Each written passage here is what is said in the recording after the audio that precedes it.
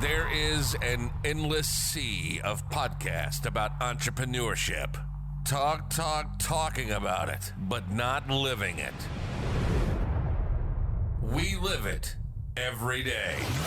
This is Inside the Wolf's Den, an entrepreneurial journey with Shawna and Joni Wolfswinkle, talking about real estate investing, but also encompassing general subjects in regards to owning small to medium-sized businesses. And of course, all the struggles that business owners must overcome to be successful. This is Inside the Wolf's Den. And this is Shawna and Joni Wolfswinkle. Welcome back to Inside the Wolf's Den with your hosts, Shawna and Joni Wolfswinkle. How are you, Sean? Great. Coming off a holiday weekend, feel rested and ready to do this. And we just celebrated 18 years of marriage. Hello? Marriage bliss. Yes. You forgot about that, huh? Yeah, I did. So, happy anniversary. Thanks. So it's been a wonderful 18 years. I could say it's been, it's not been easy, but it's been just like this show. It's been a journey, though. It's been a journey. Enjoy the journey. Absolutely. Right? Not a destination. So, no, it's been great. And I think 18, we're climbing. So we're climbing that ladder, and it's been good. And we've learned, 20. I would say the biggest change or reflection, if you want to say, is like, I think the last couple of years we've started to evolve, and it's we've talked about this the other day. It was like we're not the same people we were, 18 years ago, and some part of me wants to. I don't like change, so I'm trying to keep how we were 18 years ago, and we're not the same people. And sometimes we just have to appreciate the changes, right? Accept the changes, adapt. Go through a lot of counseling and get some help with that, but yes, but it's been good. You sound like it's bad. It's not all that bad. It's been great, and there's nobody else I would rather do this journey with than you. So thank you. It's been awesome. So today, I hope everyone is enjoying the last episodes. We've had some amazing guests the last couple weeks, so make sure you tune into those. I think Brian Tripp was our last one. He had some... the predictive index with Austin was the very last one. Oh, yeah. So that I think that was amazing. awesome. So some of that might have been a little bit higher level, but we wanted to... If you're ready to take that next step where you're managing a large team or those are the steps in the that you're going to need to take to keep elevating yourself above your competition, developing an expert team and hiring. I remember when we hired, we started hiring, like we were always hired just off emotion. Right. And so, there's some excellent stuff in there. Yeah. So we made a lot of mistakes, and so I think you can jump over all those mistakes if you start using the predictive index and a lot of the stuff that Austin talked about in that podcast. So go back and take a look at it, episode 71, I believe it was. And so re-listen to that if you haven't heard it. So today we're going to be talking about raising private money. So whether you are a real estate investor or running a business or starting a business, you need to know how to raise money. This can be from a private individual, bank, or institutional. This topic alone, like taking it back, this was game changer, right, for our business. If we hadn't started raising private money early on, I don't know if we would have been where we're at today. You couldn't have. And I think in real estate specifically, it's crucial to know how to raise money. From individuals, whether you're even on the syndications, all that. If you're raising money, you got to raise it, and then not only the front end for your down payments and your capital improvements, but also raising money from banks and because they're your largest lender usually in the deal, and so you got to know what you're doing and how to present yourself, and so we're going to get into a lot of the details of how we did it, what to look for, where to get it, how to present yourself, when you're presenting to banks or private individuals. So we're going to get into all those details. But to answer your question, I think that was a game changer in our business. And we did it at a very early on. Right. And so I want to encourage everybody, even if you're young or you don't have credit, or let's say maybe you're older and maybe you have bad credit or you have made some mistakes in the past. We'll talk about how to overcome some of those challenges. Right. But I think at any stage you're at, as long as you got a really good business plan, you got a really good model, you've outlined your steps that you're going to take, you can raise private money, especially in today's market. You hit it right there. Having a business plan and a model is crucial, because you don't want to sound like a salesman going to, your private lender asking for money. Like, you got to educate them on what you're asking for. Yeah. And also, we've also raised money to buy businesses. When we bought a management company in Albuquerque, we part of that came from a bank, and then part of it came from a private individual. So you got to know how to do that. We bought Rooter, that came from private funds. So you got to know how to raise money if you're buying a business or starting a business. Yeah. And so there's every aspect, but it's going to come down in life to knowing how to do it and how to present yourself. Yeah. So we'll get into some of the examples, but something I wanted to talk about was, when we started in our 20s raising private money, we started off with the basics. We went to friends and family. And mainly family. My grandfather, who passed away earlier this year, was our first investor. I think he number one, he loved our business. He loved what we were doing, flipping houses. It was a passion of his. He had done, early in his career, he had flipped a couple houses, right. But he just loved the idea of fixing. And he was a very handy person, so he loved the idea of fixing houses, and so he was just intrigued by the business itself. And he wanted to be a part of that. Yeah, in some way, and so he did, but as lending us money. But he was our first investor, and of course, when you're starting with friends and family, you're probably going to pay above market rent, or market. I'm speaking in property management terms, above market price, or whatever to raise the money. So you're going to probably pay a higher interest than maybe an experienced or, even to the last couple of years. Right. Yeah, we've restructured a lot of our money that we've raised, and it's gotten a lot cheaper over the years.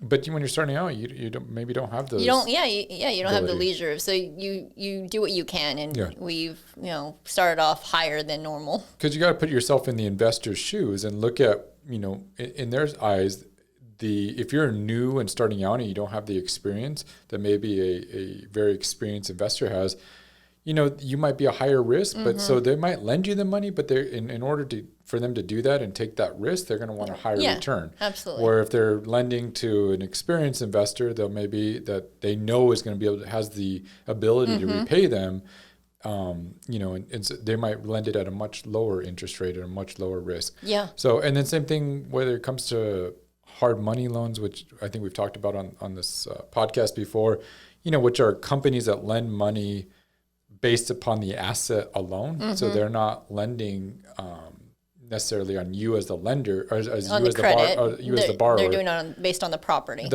And so, but in those cases, there's still, there's risk to them, and so they're going to do it at a much higher points and higher interest than a typical lender would do. So, the higher the risk, the higher you're going to pay. And so, again, if you're starting out or you have bad credit, you got to expect you could probably have to pay a little bit higher than other people, which is going to factor into your profit, but at least you're getting the money to do the deal, and it's somewhere to start. So, but we started, in our 20s, and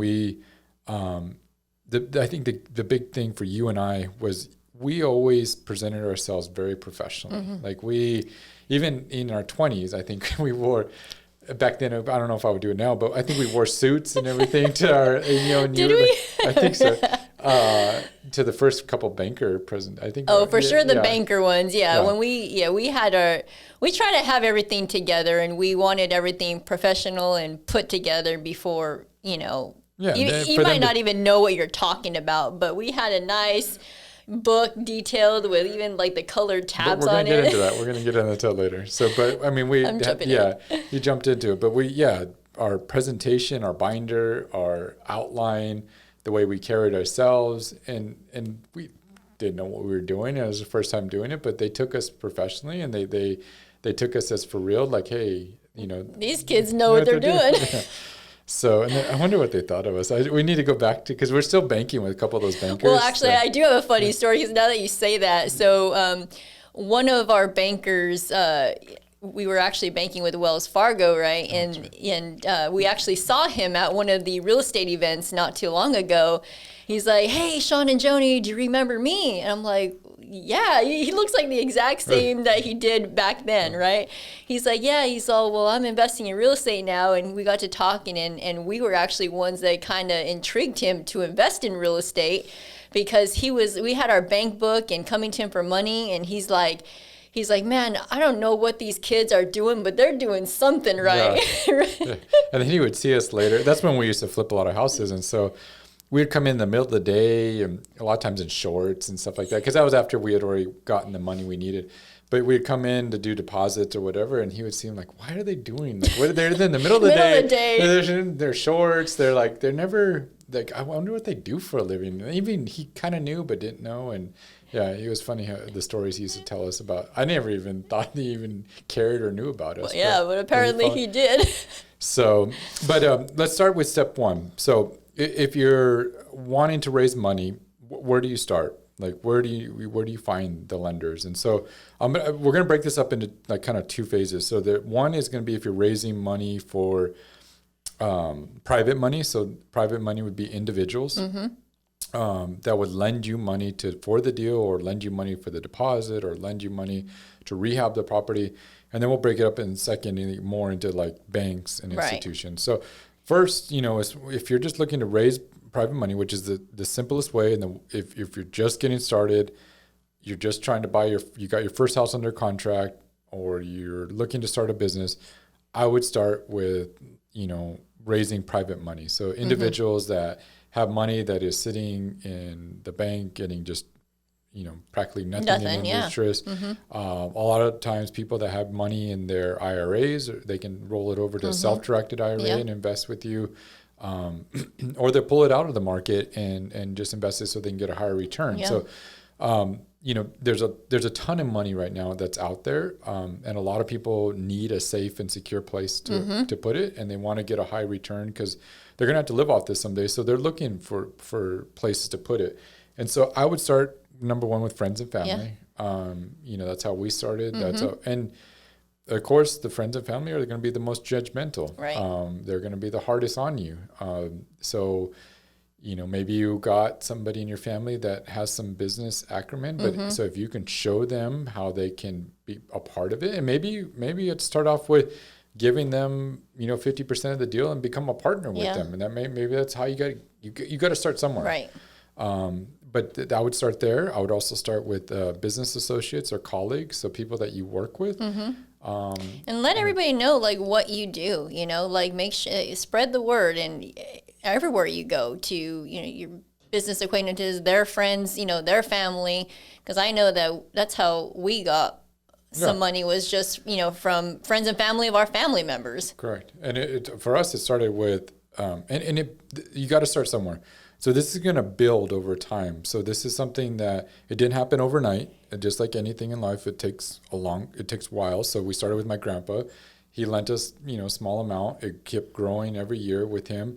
But then he would refer other family members, or they would he would go to like he would go to his retirement home, some of his friends, and they would talk about it, and then all of a sudden Sean's got like 3 or 4 more that want to invest. There were several. There was one. It was my uncle, my great uncle, and so like he lived in this retirement facility, and pretty soon before we had like 5 different people from that retirement facility that lent monies to us over the years. But it just started with one, and then he would talk about it and the return he's getting and everything else, and it grew. So it grew to different family members. It grew to people outside the family that they knew, and that's how it grew for us. In business. Probably our largest lender to date he sold the company now, but he was the owner of our title company.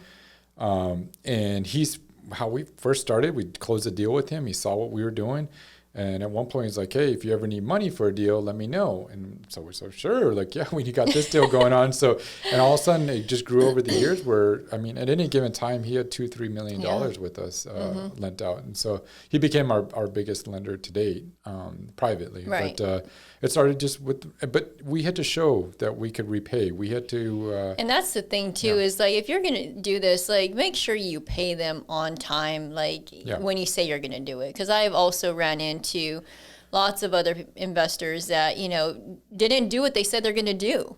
You know, and that's where it stops. Like, they're going to continue to refer you if you know, say what you're going to do, what you say you're going to do. Yeah. And that goes with anything, regardless of, you know, if you're having a deal that maybe if you're in this business long enough, you're going to have stuff that goes wrong. So you're going to have deals that, you know, you spent way more than you thought, or it took way longer than you anticipated. So we've had several, like, new construction that took way longer than they were supposed to. And our private lenders made more than we did on the deal, but that's the way it goes sometimes. But we kept them up to date. Absolutely. We kept them in communication. So if it came up to the time that the loan was due, we say, hey, here's what's going on. Here's what's happening on this project.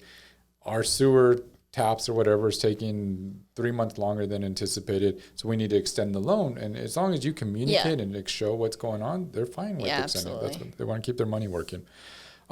Next, I would, if you're looking for banks, I would start with community and local banks. So we've always worked with banks that have like less than 5 branches typically. You know, most, I think, at the time, and it's also relationship building. So, you know, look up online, or Yellow Pages if they still exist. But look at banks that have I would start with less than 10 branches, and if you can get under 5, that's even better. So you want small local community banks. You're going to work with the commercial lenders at those banks, like usually vice president of commercial lending or president of commercial lending.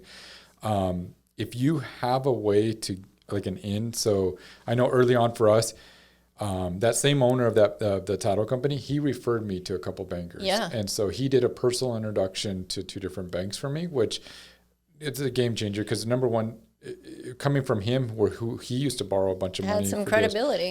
He knew that they take you seriously. They'll talk with you. They'll entertain it. And so start with small local community lenders. Usually those commercial bankers have an ability to lend up to $500,000 or $250,000 at their discretion. So it doesn't have to go to a loan committee or anything like that. So especially if you're just starting out, they have those abilities to make that decision, and then build that relationship. So we've had a banker now for 16 years. Same banker. And I mean, we've added a few additional ones in between, but we've had that same banker for over 16 years. And he's now this and is his third every bank. time he moved, we moved. We would just follow him. So this is like the third bank he's on. Now they'll move, but because what happens is, like, they have that ability and they know that you can perform, and so it makes it so much easier. So, you know, even for some of our larger loans that had to go commit to loan committee, he would go to bat for us and make sure everything's lined up and ready to go. But you know, Joni and I would nurture that relationship over the years. We met with him quarterly. We'd take him to lunch. And we would usually reach out to, occasionally he would reach out to us and take us to lunch, but typically we were reaching out to him just to keep that rapport. And we didn't have nothing really to present to him or any deals at that time, but we were just nurturing that, talk about family and what's going on in his life. But that when it comes to banking as well, it's going to be all about the relationship. And same thing with the private lenders. It's all about the relationship when it comes to lenders. So, and we've had over the years, we've had our real estate attorney. We needed him for something that, you know, and this is just like this came by just by casually talking about our business, you know, and what we do day to day. And you'll be amazed. Like, people are like, man, like, shoot, well, I have some money. You know, can I invest? Yeah, and you just talk about it and what you do, and especially, like, you drop hints and you kind of develop like an elevator speech where you share what you do, and then, you know, and you help people take, you know, money that they have sitting on the sidelines and invest it for them and help them get a good rate of return. And all of a sudden, before you know it, they're like, yeah, like you said, I have money. And so we've had like our real estate, we've had friends that have invested with us. We've had just over the years, just from just regular conversations. So, so that's how you find the money. Next, we're going to talk about what to present. Yeah. So once you have these meetings set with these investors or banks, how are you going to present? What are you going to bring? So let's start off with the private lending package. So that's what we call it. This would be for private lenders, individuals. Joni and I prepared a very professional, 30 pages binder. Yeah. And we have it, those ones we have spiral bound. So we send it to like Kinko's or whatever, Office Max, Office Depot, and we have them spiral bound with a nice clear plastic cover on the front and the hard backing on the back. So it looks like a nice, presentable thing. And we called it our private lending package. And it starts off with our background. So it tells our story, how Joni and I got started, what we've done. It talks a little bit about our family. So it makes it, people can relate to that. Then we outline the program. So we go through like, what is our private lending program? How, what does it return? How does it work? How secure is it? And we talk about all. What we ended up doing was compiling our list of questions that we got throughout the years. Speaking with investors. Right. So like one of the questions in there was, what happens if we stop paying? Because that's in their mind. They might not ask it, but that's going through their mind. What happens if you guys stop paying? And so we outlined what's going to happen in that scenario. And then we would talk about, can I get my money out? If I need to get my money out, can I get it out? If I have an emergency, how can I get, so it outlines and you need to think about those too, because those are going to be things that are going to happen over the years. You're going to have an investor that whatever has a sudden need for the money, or they shouldn't lend unless they're willing to commit to the full thing. Right. But things happen. Yeah. And so how are you going to repay them? You better have a plan that if that does happen, how are you going to, but we outlined all those, and then we went into like comparisons. So like money invested in the stock market versus money in the bank, and then versus in our private lending program, how much they would return for them. And then we did before and after photos because of our current projects, because people can relate visually. A lot more than reading something. So if they can see the photos, it becomes real. They can see, a lot of these investors will have owned a home, and so they can understand like, wow, look what that kitchen turned out afterwards, and look what they did. And it just gets more emotionally tied to it, and so they're more emotionally attached to investing with you. And then we also put testimonials in there. So examples from our current clients, what they think of us, what their experience has been like. And we even, if they ask, we'll give them references if they need it. And then we have at the end a place where they can fill out a commitment. So it gives they can put their info, they can put how much to invest and all that. So it automatically kind of, that's like the close, so without being a hard close, it's right there. Okay, if you want to invest, how much do you have? And then we'll get that invested for you. So that's our private lending package, and it's worked. And we need to update it because I think it's worked for years, and I think it's been the same one for 15 years. But and hopefully you'll get to that point where you don't need your bank book anymore, because I think at this point it's like sometimes we have to turn it away, because we have so much money. That's a good problem to have, I guess. Yeah, and as you grow over the years, people might start off with 50,000, and then all of a sudden they're like, hey, that was so successful. I really enjoyed that process. I have an extra 150,000. Can you guys put to work? They're testing the waters a little bit to see how it goes, honeymoon stage, and then eventually they're going to want to invest more. That happens all the time. And so, I mean, for us, even this past year, we returned a lot of private money that we just didn't need anymore. So you'll get to that luxury where, like, if people are difficult, or if it's too expensive too, are difficult. Yeah, we started off at a higher interest, and now it's like we don't want to pay the higher interest, and so if they wanted to pay the lower, then hey, they can stay on board. But if not, we also started with minimum, so we started going really. We wanted to work with we wanted to go deeper with people, and rather than spreading ourselves. So we wanted to work with the easiest, the cheapest, and then also the most amount of money. So we had to deal with less people. So those are decisions you get to make as you grow and it gets more mature. So, and then as far as the bank book, this is something that, we put together and what we present to banks. We do a very nice 3-ring binder. Color is probably better to use than white, even though the last couple of times I've presented, I've used a white binder. But almost if you walk into a bank or you walk into any business, typically that's the typical color is white. So if you want to stand out, so I would recommend like a colored, so either like blue or maybe there's a theme that goes with your logo of your company. Green, money. Or yellow, like green. Green, if you want to go green, I would say yellow. Like for TTK, it would be yellow. But use a nice 3-ring binder. We put labels, so like we use the Avery. The tabs. So the code number is 11186. No, 11186. You even have the code on there. Jeez, you are getting detailed here. So we use the Avery 11186. So there are 8 tabs, and you print the front of it. You can print what each tab represents. So we go through it. We have a background for one tab. We have our business plan. We have our financials. So we put our credit report. We put our financial statement. We put our last 2 years of tax returns, and then we do our current year profit and loss and balance statement. And then we do a tab for current inventory of homes. So what we currently have in inventory and what we're working on, our current portfolio of rentals. And then we also show them our current houses that we've sold for this year. Yeah. So all that's in there. And then another tab is the property details.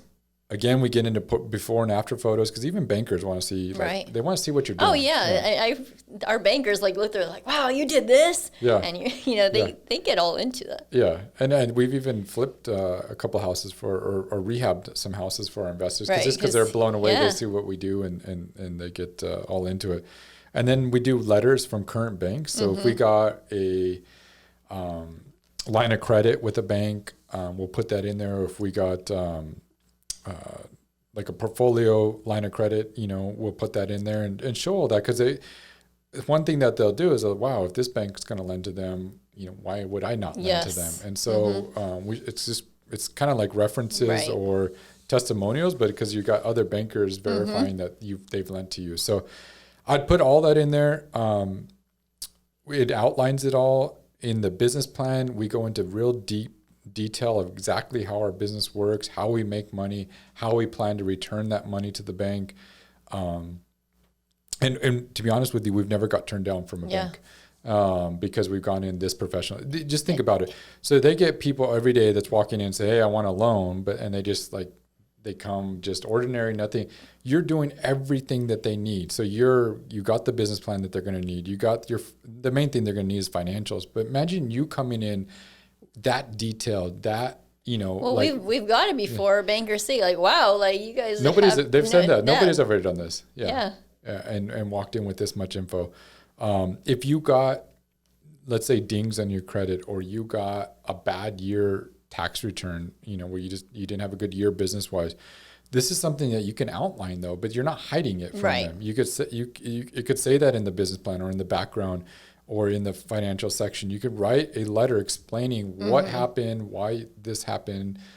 Maybe you went through a divorce, and you could explain that, you know, and they could understand that what happened. And so, you're getting ahead of it, and you're being proactive and talking about it. So that's all in our banker book. It's work, but we've come again prepared and professional. That's the thing. If you're going to do this, be prepared and get everything lined out. Yeah. And so just some last words of advice if you're looking to raise money. Start somewhere. It's going to take time to build, whether it's a private lending program or a lot of investors in the privately, and then move up to banks. Something that we've done and it's worked well for us. Joni and I have always raised private money from individuals first, and then we've usually taken large packages to banks because we found that banks usually, it's about the same amount of work for a banker to lend on one property versus 10 or 15 or 20. So to them, they'd rather do a $2 or $3 million loan because they make more money that way than doing a $100,000 loan. So we've always raised private money first and then use that to buy and sell the houses or get them.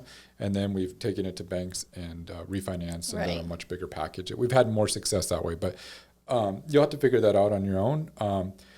The big thing that I wanted to stress in this last words of advice, and this is maybe controversial or maybe I guess it's changed over time, especially in today's world. But, I know tattoos are more common. I know ear piercings and all that's more common. Joni and I have always, I believe, my personal opinion in being in business is I've wanted to relate to the most amount of people possible. I wanted, and the more conservative I am, the more I can do that.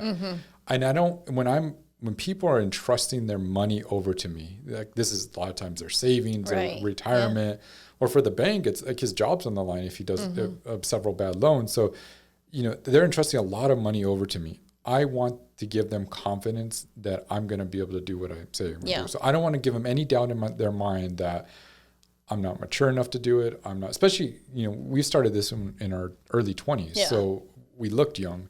So I wanted to build that trust factor with everybody that I've worked with. So I believe in presenting yourself as best as possible. So whether you're very professional, very professionally dressed, carry yourself well. Yeah. That's my personal opinion. Do you have anything? Yeah, no, I mean, starting out, we had a lot to prove because we were young. So, we had to. Yeah.